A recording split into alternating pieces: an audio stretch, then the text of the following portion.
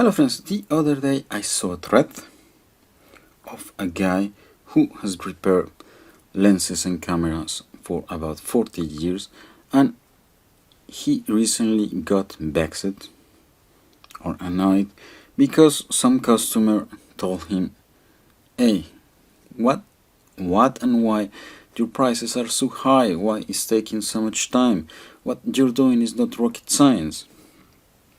And obviously the guy had very good reasons to get annoyed, and so he created this thread on the forum and he was pointing, listing whatever you need to learn and be proficient in repairing lenses and cameras.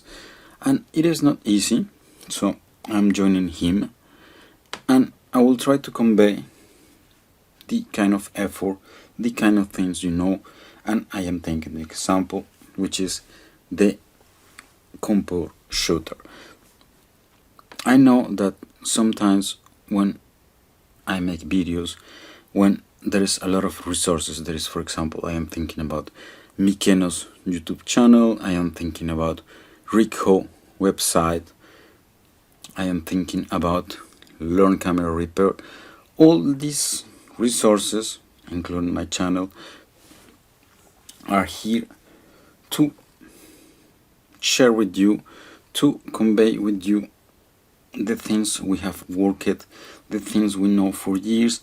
And I speak for myself, and then I think I will speak for the other people who are also sharing this knowledge. Is we are doing it for the passion, for the love of photography, for the love of teaching, for the love of sharing, and then also to keep the trade alive, because, and then this is a very clear example, there is not many people who are doing this. I got these shutters like 2 months ago with a few more out of my friend Daniel, who I met at a camera fair, and he told me, listen, have you ever repaired a shutter before? And I told him I have never tried. And he told me there is only 2 guys in the country who can do it, and even though they are not super expensive, they take between 6 to 8 months to fix a shutter. Usually the trouble, just let me show you here, these shutters, when you work at very low speed, so here we are talking about 1, which I guess is 1 second, what it happens is that the shutters get sticky and they block. You see, for example, like here the motion is not very constant, and here is actually totally blocked, so I will need a little push. And then here, this one I fixed it already and it works. The other thing that also fails on this shutter is the delay launch of an image. So let's say you launch, take some time,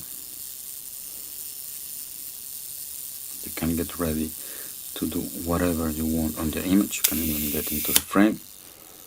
This shutter works.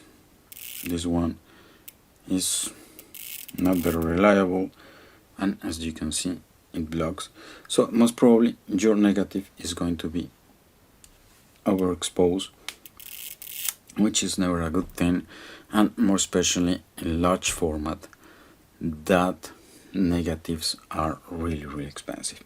Okay, so my friend gave me the challenge to become proficient in repairing shutters. I am not an expert now, but let me tell you what I had to do, what I had to prepare to understand this thing. So I started with this shutter I have already repaired, that you see it works nice now. But before doing anything on it, I had to understand how a shutter works, how it does, how it is built, and these things take an incredible amount of time, because if you open the shutter, so here I start showing you a few images. Then we remove this black part. This is what you have. Then you start seeing a lot of things, and after you remove this silver part,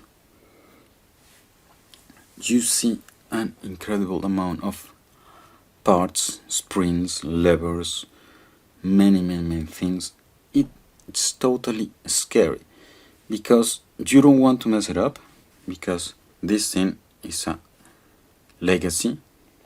These ones are made from the 60s. I don't think anyone is making them anymore. So the amount of shutters in the world is limited, it's finite, and we want to keep them alive as long as possible so people can enjoy large format photography. Okay, so I was at this point. This is what you have. It looks really scary. There's 1,000 things, and when my friend gave it to me, first thing I tried to open just to take a peek, and I got really scary, and then tried to get into the mindset of saying, okay, let us understand how this thing is working. I have to disassemble a few times, and this is usually what happens when I tackle a repair, and I'm pretty sure many of the people who do repairs proceed in the same way. So they get a lens for these shutters. You can get the documentation online. It is free, it is easy to find, it is easy to understand, and I don't think so. I think in the 60s when they wrote these documentations, they had a different mindset, because you have drawings somewhere, explanations somewhere, and yet another set of explanations in another document. So it is rather confusing. Documentation is old, it was scanned, photocopied, whatever, so quality is not there. So at some point you are on your own, and this is true for a lot of repairs, including lenses, cameras. Sometimes you can find the documentation, sometimes you cannot, and then you have to figure out stuff by yourself. This takes an incredible amount of time and of energy. Here, this is how I proceeded with this shutter, because my friend told me, okay, once you have understood one shutter, you have understood all of them. I don't know if this is true. I have only worked on these two shutters yet. They are identical, actually. So first thing, you start disassembling, you start looking at the thing, you start making photos, you start checking how it works. And for this shutter, I came out to the conclusion that there are 5 functions it does. It has the diaphragm, it has the shutter, it has somewhere to regulate this, something to regulate the speeds, it has a delay mechanism, and obviously the release to make any of these things work. So since I have disassembled a good amount of shutters during the years, well, shutters, diaphragms during the years, I did not linger a lot on it. So I made small comments. I assume it is pretty much as with a lens, easy to work with. Then the shutter, this is quite new to me. So I had to start figuring out what it was working, why it wasn't working. And so first thing was to understand how the shutter opens and closes. So the closing is easy. There's some spring that get everything to close, and when you have the cocking mechanism that I have here, okay, no, it's not here, okay, this element here, it's not very easy because I'm actually looking at the screen as I speak. So this is the cocking mechanism, and it has this shape you have here, and when it moves in one direction is going to pass on the pink region, so it's not going to activate the shutter. And there is kind of a ramp that when you release, it passes, raises up the lamp, the ramp, and is going to open the shutter. This thing, understanding this kind of thing, took me about 2 hours of cooking the mechanism, disassembling something, checking. So this is quite a big amount of work. Then, okay, this I understood, I was okay with it. Then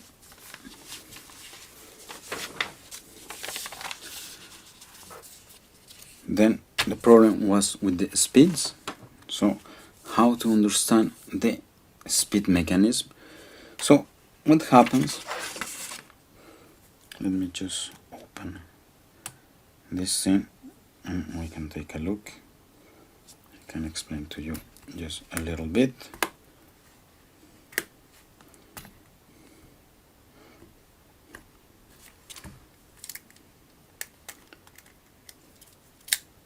Okay.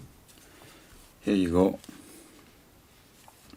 So you have what is in this drawing, and you can see here, let me try to zoom this. When I move this thing, you can see a little lug going up and down. And what is happening when the log is above this pink line, everything works fine, and then when it is below here, it's not working at all. But then how the speed mechanism work then? Here is flat, is keeping the log is keeping at the same height, and the green one, when it is below, same thing, is keeping at the same height. So what is going on? How the shutter knows how to do this speed or the other? So after checking, doing a lot of tests, observing, I saw that behind this disc, so you have an image of the disc and then an image of the behind, you can perceive that there's like a lot of grooves and things going on. And here on the mechanism you can see also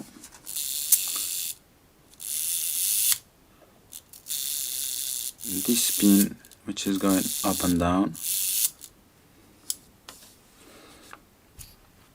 and this pin, as you move the ring, is getting into a different groove and different height and different position, and it is this who is determining the travel distance and therefore the time the shutter is going to remain open. And that as well took me about 3 or 4 hours to figure it out, even 2 days, because the first day I wasn't understanding anything. Then okay, the thing goes up and down, but how is actually the speed operating? And then I made the scheme. This is the mechanism how it looks in real life, but then there isn't much to see on it, everything is hiding. So I made this drawing. Again, took me a lot of energy to figure everything out.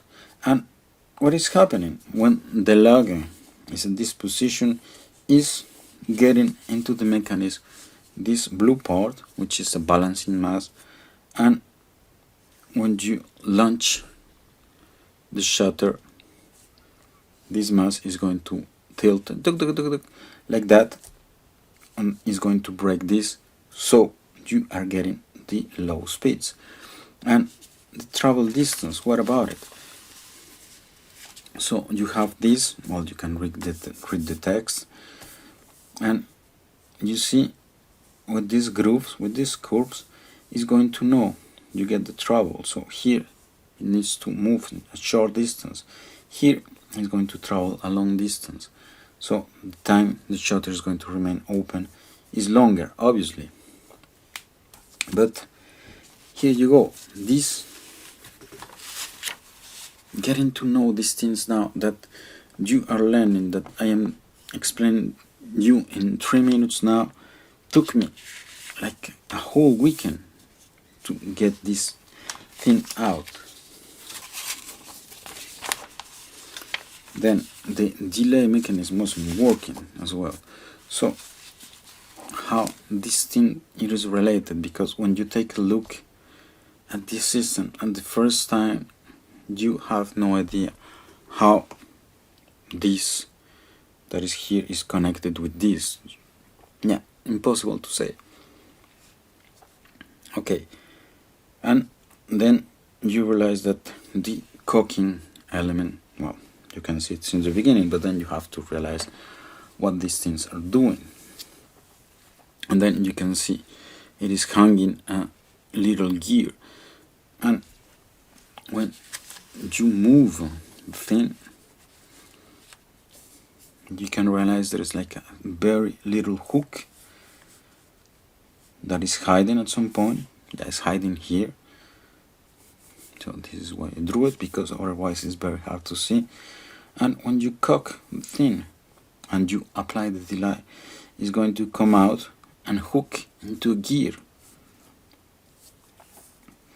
And when you release it, this thing is going to release the gear slowly, actually, and there is a balancing mass which is here, which starts to rattle until the thing is released. And then this is the sound you hear when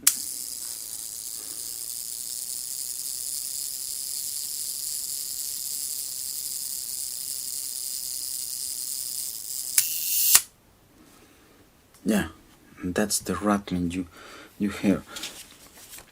And then this thing took me as well an incredible amount of time to realize, to discover. And afterwards, and then I'm going to show you a video on the details on how to service these shutters, because as I told you in the beginning, there are not many.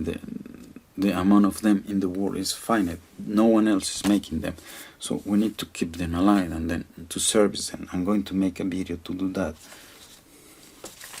And then this is the most complicated part, so which is this, which is all the release mechanism that I start sketching. But it is extremely difficult and was taking me a lot of time. So at the end I decided to make a video. Well, I made, for the time being, a personal video in which I explain all the details. It takes also an incredible amount of time, but then I understood how the release part works as well. But in the meantime I have spent like almost a week understanding that.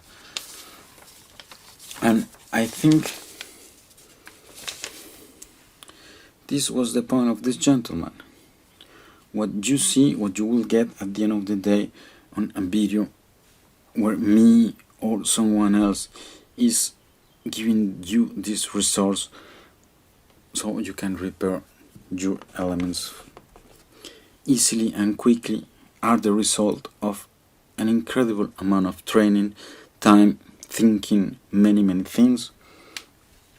And we all do that because we love to share, we like photography, we like teaching, and we are thinking, I guess, I speak for myself, of the environment, because this thing, if you throw it away, it's going to decompose.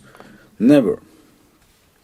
If we keep it alive, it will be making photography for 100 years or whatever. And this is all I had to say. So I hope you have an idea of what it takes a repair, the kind of investment that is behind when myself or someone else show you a video on how to do a repair. And this is all. Thanks for watching. See you next time, and tell me please what you think.